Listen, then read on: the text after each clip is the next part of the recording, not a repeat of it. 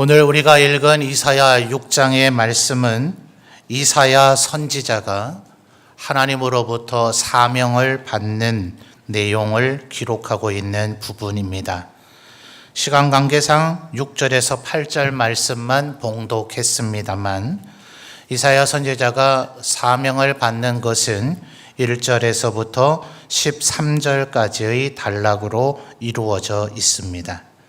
그래서 1절 말씀을 우리 성도님들이 한번 읽어보도록 하겠습니다. 자, 1절 읽어주실까요? 시작.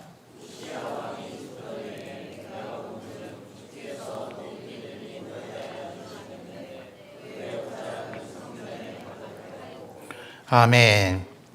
방금 말씀드렸듯이 이 이사야 6장은 이사야 선지자가 하나님으로부터 선지자로서의 사명을 받는 내용을 기록하고 있는 부분인데, 그렇다면 자신에 대한 이야기를 좀 더 상세히 해야 될 것이지, 뭐 때문에 1절 상반절에 우시야 왕이 죽던 해라고 기록을 하고 있는가 하는 것입니다.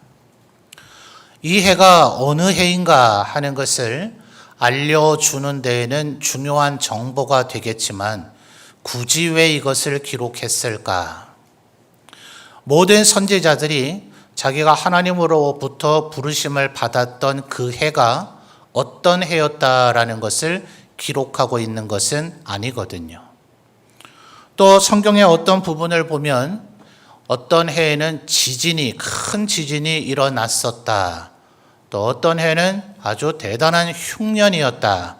뭐 이런 걸 기록하고 있는데, 우시야 왕이 죽은 것이 뭐 그리 중요한 일이길래 이 우시야 왕이 죽었해다라는 것을 기록하고 있느냐 하는 것입니다.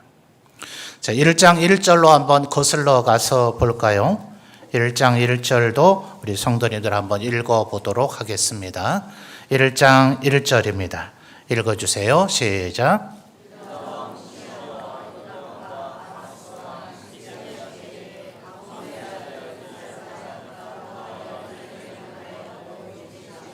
아멘.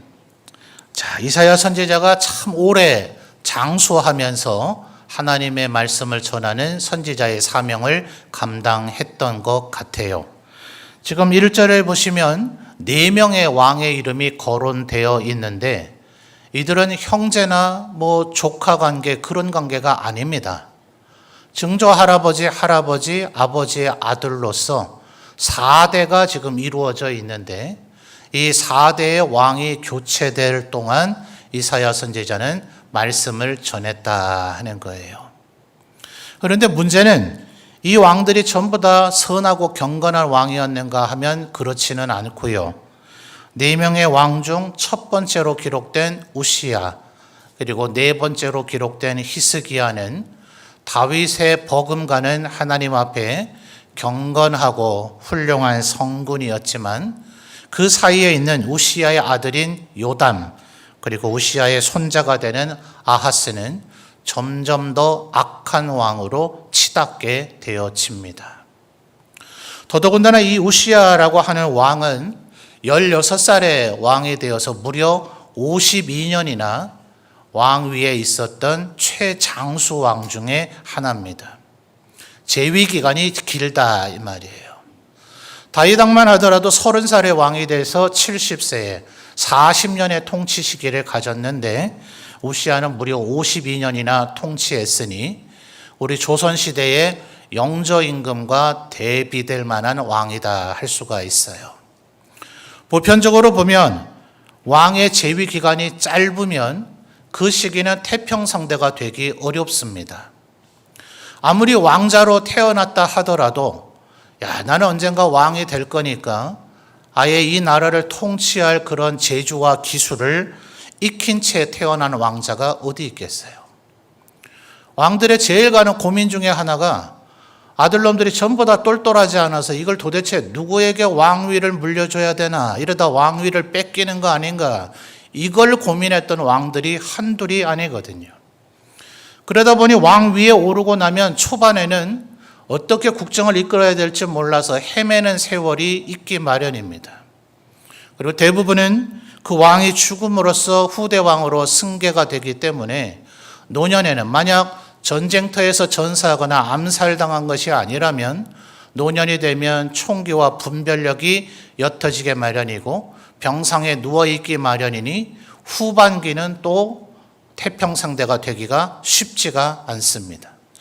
왕권이 약화되게 되면 반드시 외척이든지 권신이든지 다른 자들이 권력을 탐하는 일이 벌어지기 때문에 국정은 난맥삭을 이루기가 쉽습니다. 이게 왕정의 폐해죠.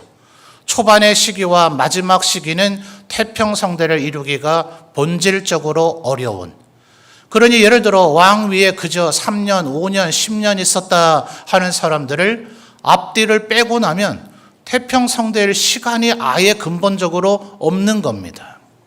왕 위의 통치 기간이 길다고 해서 무조건 태평성대는 아니지만 일단 통치 시간이 길어야 그로 인해서 태평성대가 이루어질 가능성이 일단 확보가 되는데, 그런 면에서 이 우시야 왕은 거의 다윗 왕에 버금간다 할 정도로 유대 나라를 태평성대로 이끌었던 왕입니다. 과유불급이라고 거기에서 딱 멈췄으면 얼마나 좋았겠어요.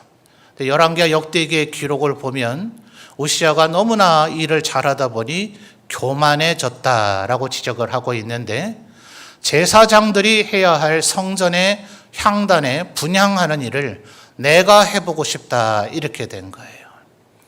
아무리 하나님을 향한 사랑과 열정이 많다 하더라도 그것은 왕의 직무가 아니라 제사장의 직무라고 하나님께서 정해 놓았으니 유다 지파의 후손인 우시야 왕이 레위인과 제사장들이 해야 할 향단에 분향하는 일을 하는 건 절대 안 될 일이죠. 왕이 그걸 하겠다 그러면 누가 만류할 수 있겠습니까마는 제사장들이 결사적으로 말립니다. 그랬다간 하나님의 진노를 사게 됩니다 라고 만류를 하는데도 불구하고 우시야는 끝내 고집을 부리면서 향단에 분향하려고 하다가 그 즉시 하나님의 징계를 받아 이마에서부터 문둥병이 퍼지기 시작합니다. 자, 성전, 가장 거룩한 장소인 성전에서 문둥병이 생기면 문둥병을 비롯한 모든 질병들은 당시의 모세 율법으로는 부정한 것으로 간주되는지라 하나님이 적극적으로 심판하고 멸하려고 하지 않으셔도 거룩의 성결의 최절정에 있는 성전 안에 부정이 있으면 그 즉시로 죽음에 이를 수밖에 없어요. 그래서 제사장들이 왕의 몸에 손을 대는 건 어느 나라든 금하는 일이죠. 그건 반역의 죄로 다스립니다. 왕에게 위해를 가할 수 있다고 보기 때문에. 그런데 제사장들은 최악의 파국을 피하기 위해서 우시야 왕을 그래도 살리려고 성전 안에서 그를 끌어내버립니다. 그렇게 해서 문둥병이 발해졌으니 오늘날의 문둥병은 사실은 전염성이 없는 병도 있다라는 것을 알게 됐지만 고대에는 그렇지 않았고 중근동의 문둥병은 전염성이 더 강했다고 이렇게 알려집니다. 더더군다나 지금 우시야는 이견의 여지가 없이 하나님의 말씀을 거역하려고 하다가 징계를 받아 병이 발병됐다 싶으니 우시야는 더 이상 통치를 하지 못하고 살아있는 채로 아들 요담에게 왕위를 물려주고 자신은 별궁의 유폐가 되어져 버립니다. 그리고 나서 아마 신학자들의 연대기에 따른 역대 연대를 연구한 결과에 따르면 아들 요담에게 왕위를 물려준 지 한 6년쯤 지난 후에 오늘 이사야 6장 1절의 표현대로 우시야 왕은 죽음에 이르게 됩니다. 그런데 문제는 이 다음 왕인 이 요담 왕이 아마도 아버지가 성전에서 하나님 앞에 벌 받았다는 것이 충격이 됐는지 우상 숭배에 몰두할 뿐 성전을 단 한 번도 찾지 않았다라고 역대기는 기록하고 있어요. 그 뒤에 아하스는 최악의 왕입니다. 늘 두려움에 떨기만 하고 하나님을 섬기지 않으니 오죽하면 이사야 7장에 그 유명한 표현이 나오잖아요. 나에게 징조를 구해라. 내가 너를 지키겠다는 징조를 보여주겠다고 할 때에 하나님께서 처녀가 잉태해서 아들을 낳는 징조를 보여주면 네가 믿겠느냐 하면서 예수님의 예언을 하고 있는데 아하스는 징조 보기를 거절해 버립니다. 그러니까 우시야로부터 최절정의 태평성대다 싶었던 그 나라가 요담, 아하스로 이어지면서, 물론 아직 미래의 일이긴 합니다만 지난 6년여의 기간 동안 우시야가 발병되고 난 후 아들 요담에 의해서 남유다 왕국이 점점 혼탁해져 가는 것을 이사야와 백성들은 바라보며 마음속에 깊은 탄식과 우려가 있었던 겁니다. 여러분, 어느 시대이든지 좋은 성군이 다스리기를 백성들은 얼마나 원할까요? 성군이 있어야 태평성대가 이루어질 터이니, 그런데 우시야 왕이 이렇게 노년에 하나님 앞에 범죄하고 질병을 얻었다가 끝내 목숨을 잃었으니, 그리고 그 아들 왕은 아버지를 좀 닮았으면 좋았겠는데 전혀 아버지와 다른 길을 걸어가 버리니 이사야와 백성들의 마음의 근심과 탄식이 얼마나 컸을까요? 우시야가 아예 형편없는 왕이었다면 그래, 그런 자는 마땅히 하나님 앞에 벌을 받아야지 싶은데, 다윗의 버금가는 왕이었는데 겨우 그 정도 때문에 하나님 앞에 벌 받는단 말인가? 어쩌면 이것에 대한 하나님을 향한 혹은 원망, 혹은 하나님을 향한 막연한 두려움들이 그들에게 있었을지 모릅니다. 그래서 지금 이사야 선지자는 내가 선지자로 사명을 받을 그때가 바로 그 성군 우시야 왕이 죽던 바로 그 해였다라는 것을 우리에게 알려주고 있는 겁니다. 자, 그렇다면 이사야 선지자가 무엇을 받는가? 2절과 3절 말씀 우리 성도님들이 이어서 읽어볼까요? 2절과 3절입니다. 읽어주세요. 시작.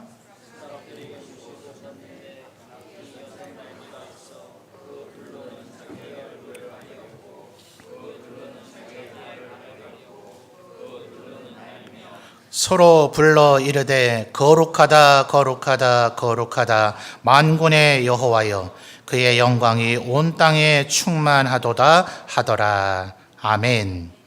자, 2절의 첫 단어 보니까 뭐라 그래요? 스랍들이라고 표현되어 있죠. 천사들을 얘기하는 겁니다. 자, 그런데 성경을 보면 천사에 대한 표현이 한 가지만 나오는 게 아니에요. 지금 우리 6장 2절에서는 스랍이라고 그랬죠.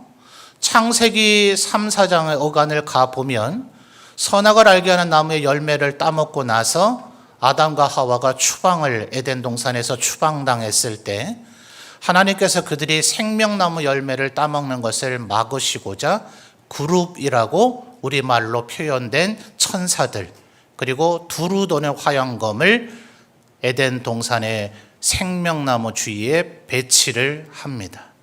자, 그것 말고도 성경에 보면 천사라는 단어로도 표현된 것이 있고 여호와의 사자 이렇게 표현된 것이 있는가 하면 심지어 미가엘에게는 천사장이라는 표현을 쓰고 있어요. 자, 여러분의 이해를 쉽도록 제가 우리 한글 성경으로 된 것만 이렇게 표현을 했는데 히브리 단어들이 각각 다릅니다. 그러다 보니 로마 캐톨릭에서는 아예 외경과 위경 같은 것들, 그 외에 기독교권의 저작들, 인간들의 상상들, 이거를 조합을 해가지고 마치 군대 체계인 것처럼 아예 천사들의 조직 체계를 아예 만들어 버렸어요. 멀리 나갔죠. 그래서 우리 종교개혁의회, 우리 개혁교단은 성경에 기록된 것, 성경에 표현된 것 외에는 절대로 함부로 판단하지 않습니다. 베드로도 그것을 경고했잖아요. 바울 사도의 글에 깨닫기 어려운 것이 있어서 억지로 풀려고 하다가 멸망에 이르는 자들이 있다. 그거 잘 몰라도 하나님 앞에 구원받는 데는 조금도 부족함이 없단 말이죠. 그러니 로마 캐톨릭처럼 그렇게 말할 것은 아니나 분명히 성경을 보면 그룹, 그 다음에 스랍, 그리고 천사, 그리고 여호와의 사자, 천사장 등의 각양의 천사들이 나타나고 있는데 그들 가운데 이 스랍은 독특하게도 2절을 보니 날개가 몇 개라고요? 6개나 된다고 표현이 되어 있어요. 자, 다른 천사들에 대해서는 그렇게 날개에 대한 상세한 묘사가 없습니다. 그런데 보통 우리들이 요즘 보게 되는 공상과학 영화 같은 것을 보면 거기에 천사들이 간혹 등장하죠. 날개가 적습니까? 큽니까? 크죠? 근데 성경에는 이 날개 크기도 표현되어 있지는 않아요. 아마도 새들이 날아가기 위해서 그 새의 날개를 보고 인간의 몸집과 대비해서 이 정도 체격과 무게의 인간이 날려면 이 정도 크기의 날개여야 될 것이다 라고 추론해서 그렇게 표현을 했을 거예요. 자, 그런데 2절 말씀을 잘 보시면 날개 6 중에 2개는 어디를 가리고 있습니까? 얼굴을 가리고, 나머지 2개는요 발을 가리고, 나머지 2개로 날고 있다 그랬어요. 그러니 이 날개가 자연스러우려면 상단에 있는 날개가 얼굴을 가리고, 하단에 있는 날개가 발을 가리고, 중앙부에 있는 날개가 나는 역할을 해야 자연스럽겠죠. 2절 어디에도 보면 이 날개 6이 서로 크기가 차이가 난다라는 표현은 또 없어요. 그러니 이 날개 6이 동일하게 크다라고 한다면 2개로 얼굴 부위를 가리고 2개로 발을 가렸다면 중앙부에 있는 날개로 나는 2개의 날개 외에는 4개의 날개가 마치 온몸을 감싸고 있는 것과 같았을 거예요. 뭐라고 표현하면 좋을까요? 춘권이라고 하는 만두의 일종이 있죠. 완전히 피를 다 감싸버린 것처럼 아마 얼굴과 발끝까지 이 천사가 어떻게 생겼는지를 볼 수 없을 정도로 네 날개는 완전히 천사의 몸을 감싸고 있었을 겁니다. 도대체 왜 그랬을까? 성경 어디에도 그에 대한 얘기는 나오질 않지만 구약 성경 아닙니까? 신약 시대가 되기 전에 구약의 랍비들도 또 신약 성경이 기록된 이후에 교회 시대의 신학자들도 이견이 없습니다. 왜 이렇게 했는가? 여러분, 앞서 말씀드린 그룹이나 사자나 천사나 천사장들의 성경에 나타난 그들이 하는 일들은 주로 무엇인가? 이 인간 세상에 와서 하나님의 명령을 수행합니다. 누구를 죽이기도 하고 전쟁을 수행하기도 하고 하나님의 전하라는 말씀을 말하기도 하고 심지어 야곱과 씨름을 하기도 하는 주로 인간 세계에 와서 하나님의 명령을 전하거나 수행을 해요. 그러려면 하나님으로부터 거리가 떨어져 있을 수밖에 없죠. 그런데 지금 2절의 스랍은 어떻습니까? 이사야가 바라보고 있는 그 하나님의 이사야의 시야의 앵글 속에 이 스랍들이 다 들어있는 거예요. 그러니 위치와 거리적으로 볼 때 다른 그룹이나 사자나 천사나 천사장들보다 하나님에게 제일 가까이 있는 천사들이기 때문에 아마도 굳이 표현한다면 하나님의 최측근, 하나님의 친위 부대, 호위 부대라고 볼 수 있는 것 같다. 이런 표현을 하는 신학자가 있어요. 물론 하나님은 인간 왕들과 달리 호위하는 부대가 필요하신 분은 아니십니다. 그러나 하나님에게 제일 가까이 있는 천사들이라는 것은 분명하죠. 그런데 이 천사들이 자기의 얼굴을 가려야만 했더라. 얼굴은 주로 무엇을 얘기합니까? 그 사람의 영광과 그 사람의 명예를 얘기하죠. 그런데 모든 천사들 중에서 가장 하나님의 가까이 있는 스랍들조차도 하나님 앞에 그들의 얼굴을 드러낼 수 없어서 얼굴을 가려야만 했더라. 발은 또 왜 가렸을까요? 여러분, 우리나라와 달리 이스라엘은 강수량이 많이 적어서 먼지가 많은 지역입니다. 온도도 많이 높기 때문에 그들은 우리처럼 양말 같은 것을 신을 수가 없어요. 그러니 맨발에 샌들 같은 형태의 신발을 신을 수밖에 없습니다. 그러니 신체 부위 중에 가장 더러운 것은 발이 될 수밖에 없어요. 그러니 호렙산에서 모세가 처음 하나님을 만나게 됐을 때 하나님 뭐라고 얘기하십니까? 네가 지금 서 있는 그 땅은 거룩한 곳이니 너의 신발을 벗어라. 오죽하면 신학시대에 와서도 남의 발을 씻어주는 이 일은 유대인의 종에게는 시키기에는 너무나 비참하고 천한 일이라서 이방인 종에게만 시켰다는 기록이 있을 정도라. 예수님께서 제자들의 발을 씻겨주고자 할 때 베드로가 경악을 하잖아요. 어떻게 선생님이 우리 발을 씻으려고 합니까? 라고 말할 정도로 발은 더러움의 상징이었다 하는 거예요. 천사들이 날개도 6개나 있는데 뭐가 그리 더러워질 것이 있겠습니까? 지금 스랍들이 어떻게 해요? 하나님의 그 가장 가까이 있는 이 천사들 중에 최절정인 스랍이라고 하는 이 천사들조차도 감히 하나님 앞에서는 그들의 얼굴을 드러낼 수 없고 하나님 앞에서는 그들의 발을 가려야 될 정도로 하나님은 거룩하신 분이더라 하는 거예요. 그러니 3절에서 이 스랍들이 뭐라고 하나님을 찬양합니까? 3절 이미 우리 여러 번 읽었습니다만 다시 한번 볼까요? 천사들이 말하고 있는 3절 서로 불러 이르되 그다음 뭐라 그래요? 거룩하다 거룩하다 거룩하다 만군의 여호와여 그의 영광이 온 땅에 충만하도다 하니 4절에서 이같이 화답하는 소리가 또 있더라고요. 스랍이 지금 몇 명인지 두 팀으로 나눠져서 한쪽이 먼저 선창하고 그 다음에 후창을 했는지 각 개인별로 이 얘기를 했는지 아마도 이사야의 귀에는 계속해서 거룩하다 거룩하다 거룩하다 하나님의 영광이 온 땅에 충만하도다 하는 이 얘기가 계속해서 메아리 치듯이 들려졌을 거예요. 그러니 이사야가 생각이 달라지게 되죠. 우리가 볼 때는 우시야 왕이 대단한 왕이었지만 그 누가 하나님 앞에 얼굴을 들 수 있단 말인가? 과연 하나님 앞에 저 사람은 대단하다. 저 사람은 하나님 앞에 떳떳이 서서 말할 수 있겠지. 저 사람은 하나님 앞에 얼굴을 들고 얘기할 수 있겠지. 말할 수 있는 자가 누가 있는가? 하나님은 내가 생각했던 그 정도의 수준이 아니시구나. 여러분, 우리들이 성경을 통해서 하나님을 안다 하지만 얼마나 정확히 하나님을 알고 계십니까? 이게 정말 중요한 일이에요. 그래서 성경 말씀을 읽을 때마다 정말 진지하고 신중하게 깊이 묵상을 해서 하나님을 온전히 알게 되는 것, 그것이 우리의 신앙의 삶에 대단히 중요한 것이다 하는 거예요. 그러니 하나님의 영광을 온전히 보고 지금 알게 되니 이사야가 어떤 반응을 합니까? 5절 말씀 우리 성도님들 또 읽어볼까요? 5절입니다. 읽어주세요. 시작.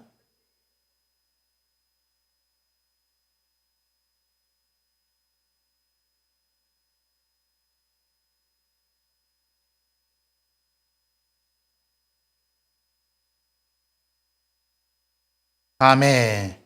얼마나 이사야가 지금 하나님의 영광에 압도되었으면 5절 상반절에 뭐라 얘기했다고요? 화로다 나여 망하게 되었도다. 우시야 왕조차도 하나님 앞에서의 그 거룩이 하나님 앞에는 불합격. 그래서 그의 이마로부터 문둥병에 발했던 것인데 감히 낙 같은 것쯤이야.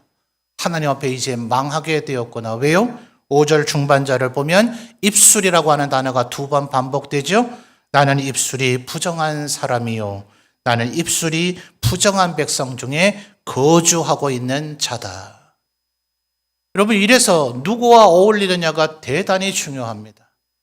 여러분의 친구는 어떤 사람입니까? 친구를 보면 그 사람을 안다는 이 세상의 말도 있고 성경 말씀에도 말하기를 철을 날카롭게 하는 것처럼 친구가 그 사람의 얼굴을 빛나게 한다 하였지 않아요? 우리의 주위에 있는 사람들이 계속해서 부정한 말을 한다면 내가 하나님 앞에 거룩하고 경건함을 유지하기 쉽지 않아요. 어느 사이인가 나도 부정적인 말을 하게 될 것입니다. 그가 음란한 말을 자꾸 하고 있다면 그런 사람들과만 어울리면 나도 어느 사이인가 음란한 사람이 될 겁니다. 그들이 늘 돈의 탐욕에 사로잡힌 얘기만 하고 있다면, 남의 험담을 하고 있다면 어느 사이인가 나도 그렇게 되어지는 거예요. 이사야가 자기 자신을 지금 하나님의 영광을 보니 자기 자신이 선명히 보이기 시작하는데 나는 하나님 앞에 감히 설 수가 없는 자구나 하는 것을 깨닫게 되므로 두려움에 휩싸이게 되었습니다. 그러자 하나님께서 이사야에게 어떻게 하십니까? 6절 말씀을 이어서 보시면 그 스랍 중에 하나가 하나님 앞에 있는 제단에 이글이글 불타고 있는 숯을 집게에 집어서 가지고 내려와서 7절에 이사야의 입술에 대어버립니다. 자, 아까 5절에서 나는 입술이 부정한 사람이요 입술이 부정한 백성 중에 거주했다 그렇게 탄식을 했잖아요. 그래서 내가 하나님 앞에 망하게 되었다고 탄식을 하니 하나님께서 친히 스랍을 보내셔서 이사야의 입술을 지지시는데 지지는 이유가 7절 말씀 볼까요? 그것을 내 입술에 대며 이르되 보라부터 우리 성도님들 같이 읽어볼까요? 시작. 보라 이것이 내 입에 닿았으니 내 악이 제하여졌고 내 죄가 사하여졌느니라. 아멘. 바로 이것이 하나님의 은혜입니다. 이 세상에 하나님 앞에 나는 거룩하다 말할 수 있는 사람도 없고, 그러나 하나님의 사명을 감당치 못할 사람도 없습니다. 내 거룩함으로, 내 성결함으로, 내 의로움으로 하는 것이 아니라 하나님 앞에 겸손히 화로다 나여 망하게 되었도다, 나는 입술이 부정한 자로다 라고 하나님 앞에 자신의 실체를 깨닫고 겸손히 꿇어 엎드리는 자를 하나님께서 제단 숯불로 그 입술을 정결하게 하셔서 그를 하나님의 사명자로 쓰신다 하는 거예요. 자, 그러니 8절에 어떤 일이 벌어졌습니까? 8절 말씀 우리 성도님들 다시 한번 읽어볼까요? 시작.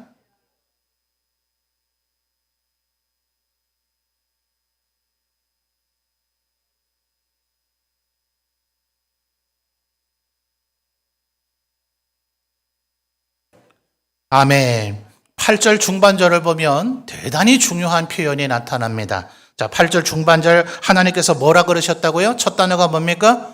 내가 누구를 보내며 하셨는데, 그 다음 이어지는 말씀은 누가, 그 다음 뭐예요? 우리를 위하여 갈고, 내가는 단수죠. 우리는 복수죠. 여러분, 성경에는 삼위일체라는 단어는 나오질 않습니다. 그런데 초대교회 신학자들이 성경을 부지런히 읽고 묵상하고 연구하다 보니 하나님은 삼위일체 하나님이시구나 라는 것을 깨달아 알게 된 것인데, 삼위일체 하나님 되심을 극명하게 드러내주는 모습은 복음서에 나타나죠. 예수님께서 세례를 받으실 때 예수님은 분명히 요단강 가운데 서 계셨습니다. 그런데 하늘에서 성부 하나님의 음성이 들렸죠. 그리고 성령께서 비둘기와 같은 형상으로, 비둘기 아닙니다. 비둘기가 성령님이 아니에요. 비둘기 같은 형상으로라고 밖에 문자로는 표현할 수 없는 성령님께서 하늘에서부터 예수님의 머리 위로 임재하시는 것을 요한이 목격했다 이 말이에요. 그러니 한 공간 속에 세 분 하나님이 계심을 목격되어지는 순간입니다. 또 예수님께서도 마태복음 끝자락 승천하시기 직전에 뭐라 그러셨어요? 모든 족속으로 제자를 삼아 누구의 이름으로요? 아버지와 아들과 성령의 이름으로 세례를 주라 하시면서 세 분의 권위에 동등됨을 이야기하셨는데, 지금 8절 중반절에 뭐라 그래요? 내가 누구를 보내며 누가 우리를 위하여 갈고 하심으로 어떤 신학자는 이야기하기를 하나님께서 지금 친히 삼위일체 하나님이심을 암시해주고 있는 부분이다, 이렇게까지 표현하는 신학자가 있어요. 자, 어쨌든 하나님께서 이렇게 얘기하시니 8절 하반절에 뭐라 그래요? 제단 숯불로 자신의 입술이 정결하게 된 이사야가 그 이전에 하나님의 영광을 보니 화로다 나여 망하게 되었도다라고 탄식했던 그 이사야가 이제는 자신의 입술이 제단 숯불로 말미암아 정결하게 되어졌으므로 내가 여기 있나이다, 나를 보내소서라고 하나님 앞에 헌신하게 되어지더라 하는 것입니다. 그런데 이 일이 지금 어디에서 이루어졌다 했습니까? 자, 1절 아까 우리가 읽었는데 1절 말씀을 다시 한번 잘 볼까요? 우시야 왕이 죽던 해에 내가 본즉, 자, 뭘 봤어요? 주께서 어디 계십니까? 높이 들린 보좌에 앉으셨는데, 분명히 주님은 높이, 하늘 높이 보좌에 계시죠. 그런데 이어지는 하반절은 그의 옷자락은 어디예요? 성전에 가득하더라. 여러분, 이 하나님의 환상을 보셨습니까? 날아다니는 스랍을 보셨습니까? 그렇지 못하다 할지라도 여러분, 모세와 여호수아 때 만들어졌던 성막을 기억하세요? 시내산에서 만들어졌던 그 성막이 40년 동안 이스라엘 백성이 광야를 유랑하게 할 때 낮에는 하나님께서 무엇으로 이스라엘 백성에게 그늘을 만들어 주셨죠? 구름 기둥으로 그늘을 만들어 주시고, 밤이 되면 무엇으로 냉기 가운데 보호해 주셨습니까? 불 기둥으로 보호해 주셨는데, 하나님 앞에 성막에서 예배하자 이 구름 기둥이 아예 땅으로 내려와서 성막에까지 임재하셨더라. 천막으로 되어 있는데 그 천막 안까지 구름이 얼마나 빽빽하게 껴있는지 성막 안을 한 치 앞도 볼 수가 없을 지경이 되었다. 이렇게 충만한 하나님의 임재, 그것을 히브리 말로 쉐키나라고 표현을 합니다. 여러분, 우리의 눈에 지금 구름 한 점 보이지 않는다 하더라도, 이곳이 성전이 아니고 예배당이라 할지라도 우리 성도들이 하나님 앞에 쓰임받기를 바라며 하나님 앞에 간절한 마음으로 겸손히 화로다 나여 망하게 되었도다. 거룩하고 거룩하고 거룩하다. 하나님의 영광이 온 땅에 충만하다라고 찬양했던 스랍들처럼 하나님 앞에 겸손히 온 마음 다하여 예배할 때에 하나님께서는 오늘 이 자리에도 임재하시고 우리의 마음과 입술과 영혼을 하나님의 제단 숯불로 정결케 하여 주셔서 우리를 하나님의 일꾼으로, 하나님의 사명자로 쓰어 주실 하나님이신 줄 믿습니다. 그러니 하나님 앞에 이 마음으로 하나님을 예배할 때, 그래서 예배가 중요한 거예요. 여러분, 간혹 예배에 빠지시게 되면 지난 주일에는 어디 가셨어요? 왜 안 오셨어요? 여러분, 구역장 권찰님들이 또 교구를 담당하는 목사님들이 막 전화하죠. 어떤 분은 막 왜 귀찮게 구느냐 이런 분도 계시다 해요. 뭘 때문에 이렇게 예배 한번 빠졌다고 그렇게 연락을 드릴까요?